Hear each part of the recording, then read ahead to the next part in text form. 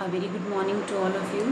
Today we will continue take up this body fluids and circulation. We have already discussed about the blood and the lymph. Today I will take up the circulatory pathways and the evolutionary changes in the circulation. मतलब क्या है इस चीज़ का कि जिस तरीके से आप देखते हो लोअर ऑर्गेनिज्म से हायर ऑर्गेनिज्म में जो कॉम्प्लेक्सिटी है वो बढ़ गई है ना, बढ़ती है ना। जैसे आप फिशेस से एम्फीबियन, रेप्टाइल, बर्ड्स और मैमल्स की तरफ जाते हैं, there is a increase in the complexity. Similarly here in case when we study the circulation system, there is a increase, this is the different heart of the different organisms, okay, like the fishes, amphibian, reptiles and birds and mammals, okay. When we talk about the human circulatory system or when we just discuss about the circulatory system, there are two type of circulatory system. One is open circulatory system and one is closed circulatory system. Open circulatory system क्या है बेटा कि जब blood when it is pumped by the heart and it flows into the open spaces and that open spaces are called sinuses, ठीक है। जैसे arthropoda के अंदर आपने पढ़ा था, है ना, उसमें क्या था कि जो ब्लड था वो ओपन स्पेसेस में फ्लो करता है, जबकि क्लोज्ड सर्कुलेटरी सिस्टम में क्या है कि heart pumps the blood and the blood flow in the blood vessels, closed blood vessel, it never come in the open cavities, okay, that is called closed circulatory system, like in case of the birds and the mammal it is there. The closed circulatory system is more advantageous as compared to the open circulatory system, ठीक है बेटा। अब आता है हमारे पास कि अगर हम इस इवोल्यूशन पैटर्न को स्टडी करते हैं तो इसमें क्या है, जैसे सबसे पहले हम पढ़ते हैं फिशेस के अंदर टू चैम्बर्ड हार्ट है, क्या है, टू चैम्बर्ड हार्ट है, जिसके अंदर एक ऑरिकल है और एक वेंट्रिकल है, आपको दिखाई दे रहा है, ऑरिकल है और एक वेंट्रिकल है। अब क्या है, डीऑक्सीजनेटेड ब्लड यहाँ एंटर करता है इसके अंदर and heart pump the deoxygenated blood to the gills. Are you getting my point? And there the oxygenation of the blood take place. This is called single circulation, है ना, क्योंकि blood इसमें one time enter करा, this is called single circulation because heart pump the deoxygenated blood to the gills for the oxygenation. Then in amphibia, that is the mainly they are saying that they have the two auricles and one ventricle. तो fishes में दो chamber थे, यहाँ कितने chamber हो गए, तीन chamber हो गए। जब हम बात करते हैं रेप्टाइल्स की, we have four chamber, incomplete four chambered heart is there. हालांकि राइट ऑरिकल है, राइट एट्रिया, लेफ्ट एट्रिया है और वेंट्रिकल जो है दैट इज पार्शली डिवाइडेड, यहाँ देख लो ना, partially divided, this is right ventricle, this is left ventricle, but it is partially divided. अब होता क्या है, राइट ऑरिकल से या राइट एट्रिया से डीऑक्सीजनेटेड ब्लड यहाँ आएगा, है ना, और लेफ्ट एट्रिया से ऑक्सीजनेटेड ब्लड कहाँ आएगा, लेफ्ट वेंट्रिकल में। But here the septa is not complete, it is partially separated, है ना। तो इस वजह से क्या होगा, यहाँ ऑक्सीजनेटेड और डीऑक्सीजनेटेड ब्लड की क्या हो जाएगी, मिक्सिंग हो जाएगी, जिसकी वजह से क्या होगा, that is not a good way, this is called incomplete double circulation. Are you getting कि यहाँ से डीऑक्सीजनेटेड ब्लड, यहाँ से ऑक्सीजनेटेड ब्लड आ रहा है, पर यहाँ पे क्या हो रहा है, दोनों की मिक्सिंग हो जाती है, okay, this is incomplete double circulation. This is found in case of reptiles except the crocodiles. Crocodiles के अंदर, बर्ड के अंदर, मैमल्स के अंदर हमारे पास फोर चैम्बर्ड हार्ट हैं, यानी कि ऑक्सीजनेटेड ब्लड और डीऑक्सीजनेटेड ब्लड कहीं पे भी मिक्स नहीं होता। आपको बात समझ आ रही है। अब जैसे इसमें क्या है, दो ऑरिकल्स हैं, atria and two ventricles are there. अब इस तरफ क्या है, राइट साइड हमेशा डीऑक्सीजनेटेड ब्लड होता है, ठीक है बेटा, डीऑक्सीजनेटेड, और लेफ्ट साइड हमेशा ऑक्सीजनेटेड होता है, ठीक है बेटे। अब लेफ्ट एट्रिया में लंग्स से ब्लड आता है प्यूरिफाई होकर, वो जाता है लेफ्ट वेंट्रिकल के अंदर, और लेफ्ट वेंट्रिकल से फिर पूरी बॉडी के अंदर ब्लड जाता है, समझ आया। This is called as systemic circulation. Systemic circulation, systemic circulation का मतलब कि blood from the atria, left atria to the left ventricle goes and then it moves to the entire body, that is called systemic circulation. when the blood, that is deoxygenated blood from the different body part, from the upper body part by the superior vena cava, from the lower body part by the inferior vena cava, and from heart itself, that is coronary, है ना, यानी कि heart का जो deoxygenated blood है वो सब कहाँ आता है, राइट एट्रिया में।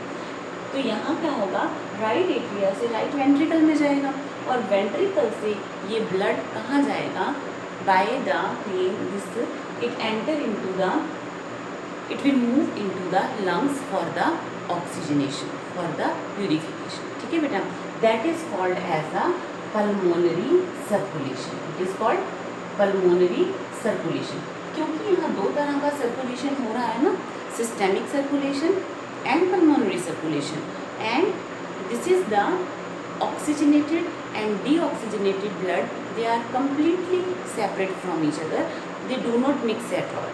This is called double circulation. Is it clear? This is called double circulation. तो यहाँ आपने पढ़ा incomplete double circulation और यहाँ आपने पढ़ा single circulation।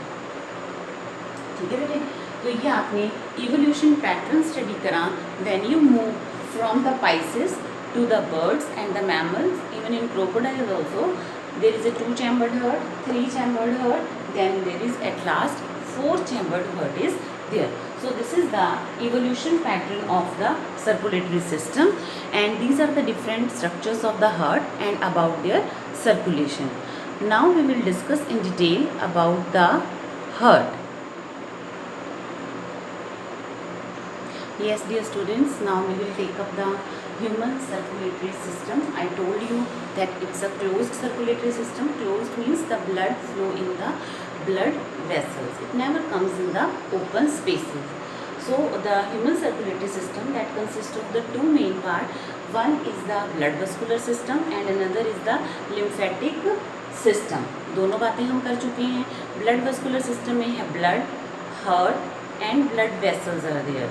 Okay, and when we talk about the lymphatic system, it consists of lymph, lymph node, lymphatic system complete, and the lymph organs are there, lymph nodes are there. Okay, when we talk about the these two systems, both are closed. The circulatory system that was given by Harvey. Okay, heart, where it is located between the lungs in the thoracic cavity. The size 12 centimeter. When we talk about the weight of the heart, that vary from 280 to 340 gram. And one very important thing I want to discuss here, that heart is covered by a membrane that is called as the pericardium, and pericardium has further 2 layers. Outer one that is called as the parietal pericardium, the inner one is called as visceral pericardium. समझ आया? और parietal pericardium और visceral pericardium के बीच में, जैसे फर्ज करो बेटा, आपको मैं एक जनरल अगर हार्ट का हम स्ट्रक्चर बनाएं, ये हमारे पास क्या है, इस तरीके से हम अगर बनाते हैं इसको जनरल ऐसे उसको लेके चले हम, तो इसके बाहर जो हमारे पास मेम्ब्रेन्स हैं वो कैसी हैं, 2 हैं। ठीक है, ये 2 हैं मान लो, this is parietal pericardium, this is visceral pericardium. ठीक है बेटा, और इन दोनों के बीच में ये जो जगह है that has the pericardial fluid. Is it clear? That has the pericardial fluid. अब होता क्या है बेटा, ये पेरिकार्डियल फ्लूइड है, ये पैराइटल पेरिकार्डियम है, ये विसरल पेरिकार्डियम जो अंदर की तरफ है, ये हार्ट को किसी भी तरीके के शॉक से बचाता है। ठीक है, तो this is the pericardium. Now we will discuss about the structure of the heart. First we will discuss the external structure. देखो, एक्सटर्नली जब हम हार्ट को ऑब्जर्व करते हैं तो सबसे पहले आपको इसके अंदर सेप्टम्स दिखाई देते हैं, ग्रूव्स या सुलकाई दिखाई देते हैं। जैसे ये 2 एट्रियाँ हैं, आपको पता है इसके अंदर 4 चैम्बर होते हैं, मैंने पहले ही बताया है। 2 ऑरिकल्स या एट्रिया हैं और 2 वेंट्रिकल्स हैं। ऊपर वाले पोर्शन को हम क्या कहते हैं, एट्रिया, लोअर को हम क्या कहते हैं, ventricles.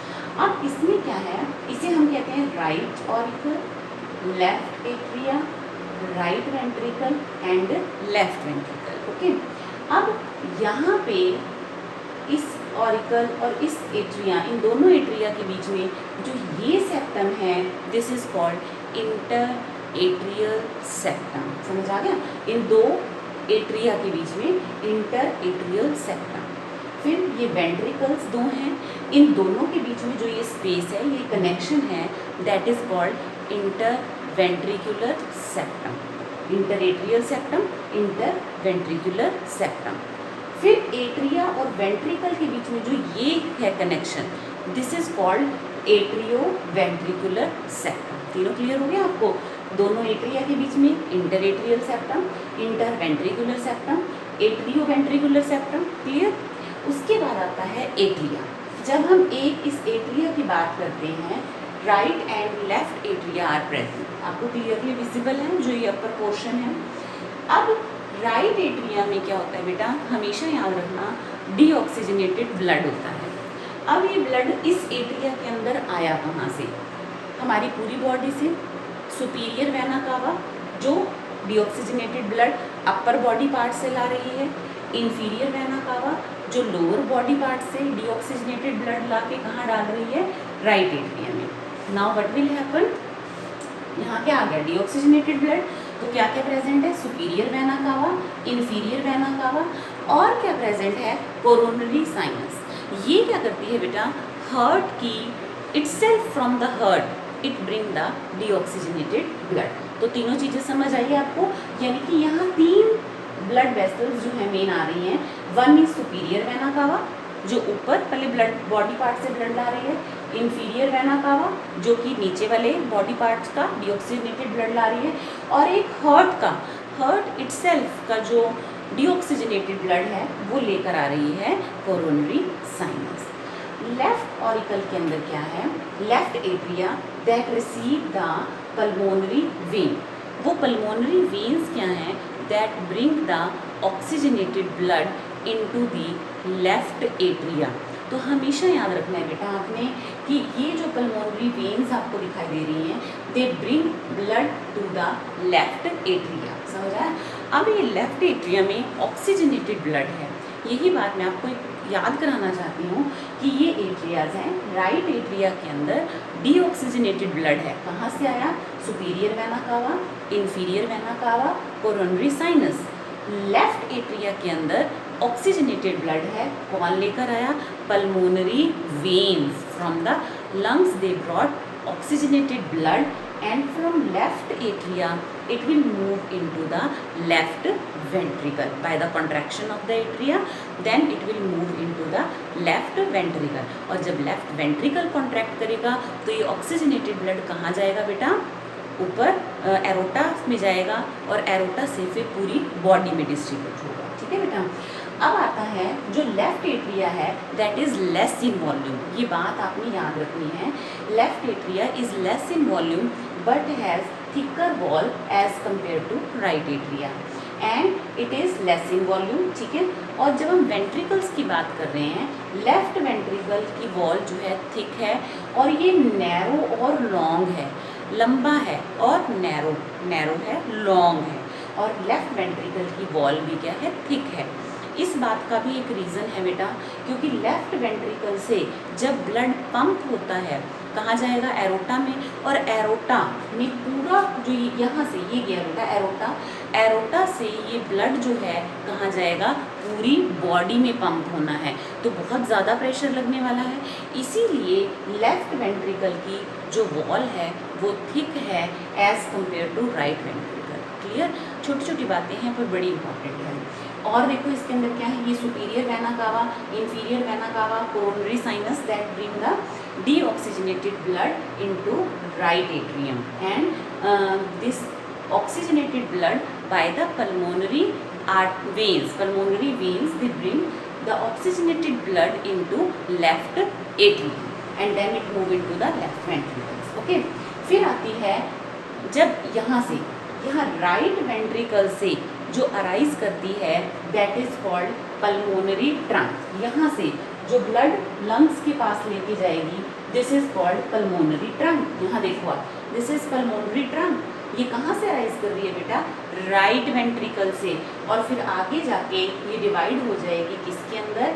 Pulmonary that is arteries के अंदर, and that enter into the lungs. बड़े ध्यान से सुनना है बेटा आज ये स्ट्रक्चर। यहाँ डीऑक्सीजनेटेड ब्लड था, कौन लेकर जा रहा है? पल्मोनरी ट्रंक, और यहाँ ये पल्मोनरी आर्टरीज में डिवाइड हो गई, लेफ्ट और right side, and then enter into the lungs. क्या लेकर जा रही है? डीऑक्सीजनेटेड ब्लड को लंग्स के पास लेकर जा रही है।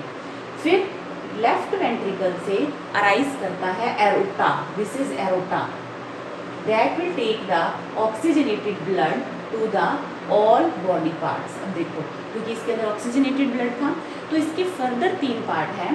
This is called ascending aorta, क्योंकि ये ऊपर की तरफ जा रहा है। This is called broader part is called arc of aorta, and this is called descending aorta, जो नीचे की तरफ आ गया। देखो इधर देखो, थोड़ा क्लियर दिखेगा आपको। ये था एरोटा जो कहाँ से अराइज कर रहा था? लेफ्ट वेंट्रिकल से। Aorta, this is ascending aorta, this is arc of aorta, and when it comes down, अभी देखो ये नीचे आ रहा है, this is called descending aorta. समझ आई आपको बात? 2 एट्रिया हैं, 2 वेंट्रिकल है। राइट साइड डीऑक्सीजनेटेड ब्लड है, लेफ्ट साइड ऑक्सीजनेटेड ब्लड है। राइट साइड राइट वेंट्रिकल से पल्मोनरी ट्रंक अराइज करती है, जो डीऑक्सीजनेटेड ब्लड कहाँ लेकर जाती है बेटा? लंग्स की तरफ फॉर द ऑक्सीजनेशन। और लेफ्ट वेंट्रिकल में ऑक्सीजनेटेड ब्लड है, लंग्स से आया है, और लेफ्ट वेंट्रिकल से एरोटा अराइज करेगी, जो ऑक्सीजनेटेड ब्लड पूरी बॉडी को सप्लाई करेगी। ठीक है, और इसके फर्दर हमने पार्ट्स पढ़े थे, ascending aorta, arc of aorta and descending aorta. Okay, और इम्पॉर्टेंट बात इसके अंदर क्या है कि it will further divide into coronary arteries. Is it clear? तो ये हमारे पास इसका एक्सटर्नल स्ट्रक्चर था। 3-4 बातें आपने याद रखनी है। Right atria, left atria, right ventricle, left ventricle. Right side क्या है? डीऑक्सीजनेटेड ब्लड, लेफ्ट साइड क्या है? Oxygenated blood. Right atria right ventricle से कौन अराइज करता है? Pulmonary trunk. और लेफ्ट वेंट्रिकल से कौन अराइज करता है? That is aorta. Is it clear? तो ये छोटी छोटी बातें आपने याद रखनी है। एक और चीज़ मैं आपको बताऊं, ये जो दोनों हैं पल्मोनरी ट्रंक और aorta, that both are connected by the means it seems to be connected by ligamentum, that is arteriosum. ligamentum arteriosum है ये, जो इन दोनों मीन्स पल्मोनरी ट्रंक और एरोटा को कनेक्शन शो कर रहा है। That is the embryonic remnants of the connection between these two. जैसे ये पल्मोनरी ट्रंक जा रही है और यहाँ से ये एरोटा जा रही है, तो both seems to be connected with each other by the ligamentum arteriosum. ठीक है बेटा, तो ये सब हमारे पास क्या हुआ इसका external structure. Clear? Yes students, now this is the internal structure of the heart. When we have talked about the external structure, then I told you about the atria and the ventricle. Atria जब हमने बात करी थी, for example अगर हम ये heart का structure बना रहे हैं, these are the atria, है ना, and these are the ventricles. Is it clear? Now atria, that is the right atria, left atria, right ventricle and the left ventricle, it is there. Okay, अब इसमें क्या है, आपने पढ़ा था कि यहाँ पे 3 एंटर कर रही थी, superior vena cava, inferior vena cava and coronary sinus. जहाँ पे ये वेन्स एंटर कर रही है, superior vena cava, inferior vena cava, that particular place opening is guarded by the वाल। जैसे जहाँ पे कोरोनरी साइनस एंटर कर रहा है, that opening is guarded by thebesian valve, and where the inferior vena cava enter, it is by the eustachian valve is there to control the opening of that inferior vena cava. inferior vena cava का क्या काम था बेटा? it take the blood from the lower body part. फिर आता है हमारे पास inter atrial septum. Inter atrial मतलब ये 2 एट्रिया के बीच में जो सेप्टम है, interventricular septum and atrioventricular septum is there. ये था हमारे पास राइट एट्रिया के बारे में कि यहाँ पे सुपीरियर वेना कावा है, इंफीरियर वेना कावा है, कोरोनरी साइनस है। What about the left? Left receive the 4 pulmonary veins, 4 openings of pulmonary veins that bring blood, oxygenated blood from the lungs. Clear? उसके बाद हमारे पास अब बहुत इंपॉर्टेंट बात बताने वाली हूँ बेटा आपको। जब ये ऑरिकल राइट एट्रिया और राइट वेंट्रिकल, और यहाँ पे प्रेजेंट है क्या? यहाँ पे ट्राइकस्पिड वाल्व, यानी कि जब इस एट्रिया से ब्लड वेंट्रिकल्स में एंटर करता है तो यहाँ पे एक ओपनिंग है, एक फ्लैप लाइक स्ट्रक्चर है जिसके 3 फ्लैप है। फ्लैप समझ तो यानी कि इस तरीके से अंदर की तरफ 3 flaps they have. It's like this 1 2 3 3 flaps are there, and then atria, that will blood from the atria of the right side move into the right ventricle, but here is the valve that is called tricuspid valve. और left atria और left ventricle के बीच में यहाँ भी एक valve है जिसके 2 flap हैं। 2 फ्लैप का मतलब लाइक दिस, एक ये हो गया और एक ये हो गया, इस साइड हो गया, 2 फ्लैप हैं इसके, and this is called bicuspid valve and it is present here in the left atria and the left ventricle.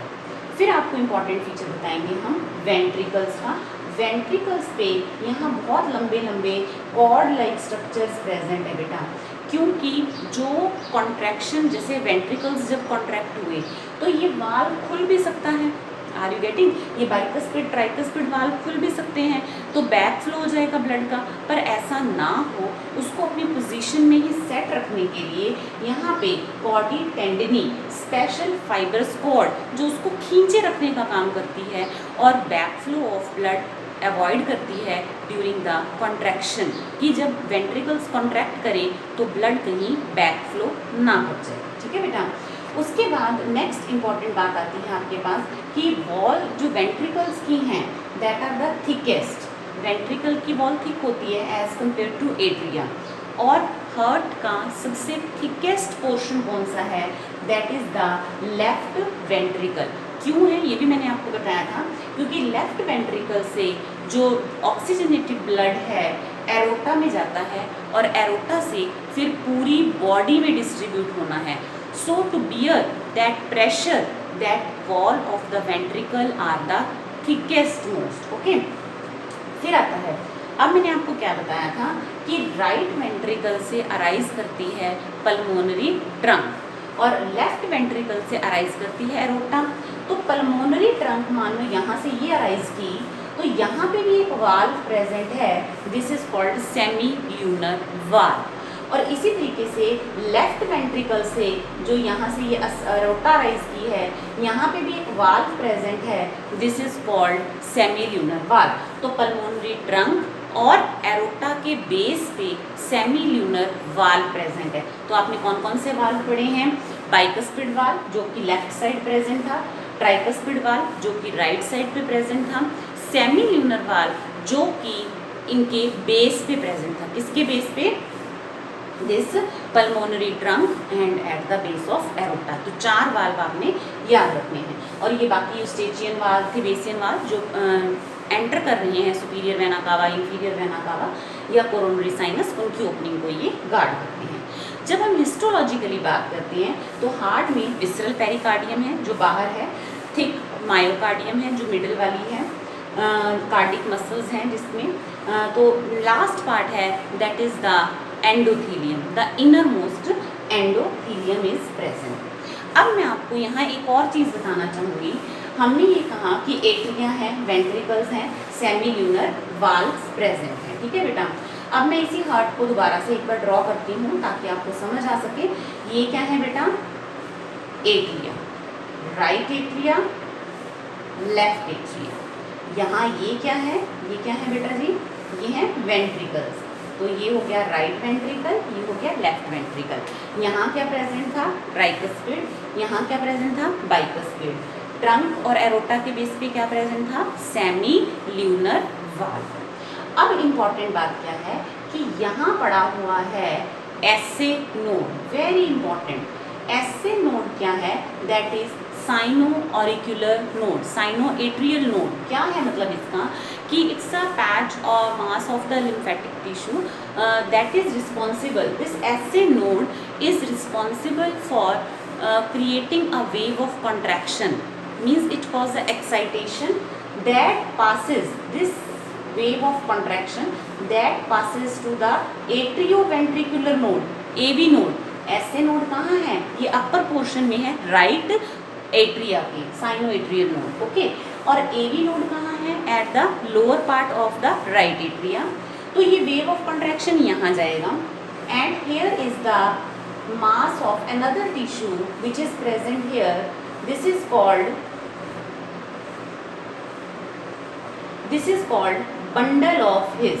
This is called bundle of His, and this then enter into the Purkinje fibers. Purkinje fibers.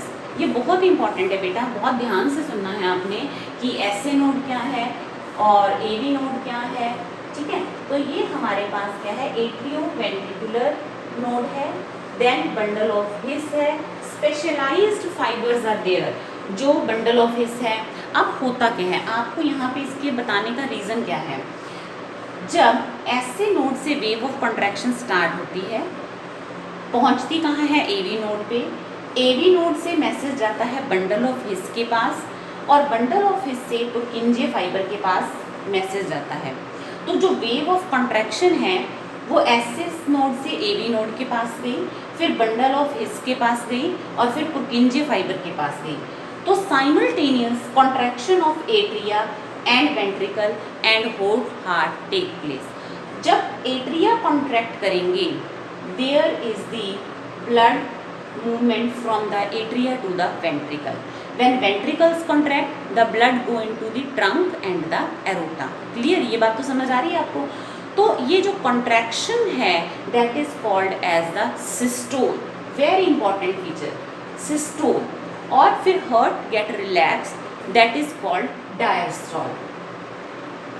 Contraction and relaxation. Contraction क्यों हुई? By it is initiated by the wave of contraction by the sinoatrial node. It is called pacemaker. Very important NCERT question. Why it is called pacemaker? Because it can initiate the wave of contraction.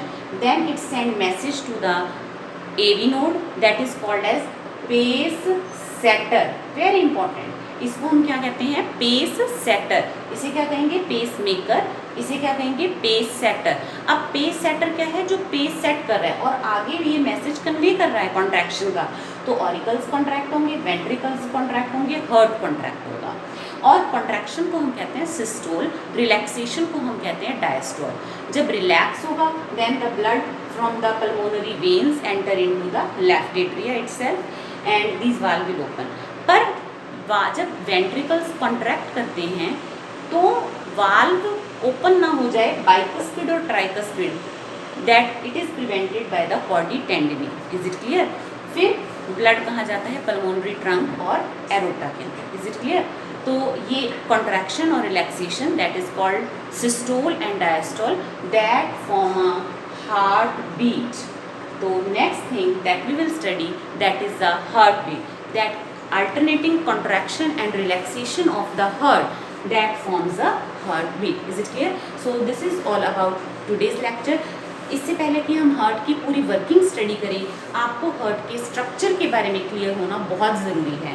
What is it's internal structure, what is it's external structure. Is it clear? Thank you, have a nice day.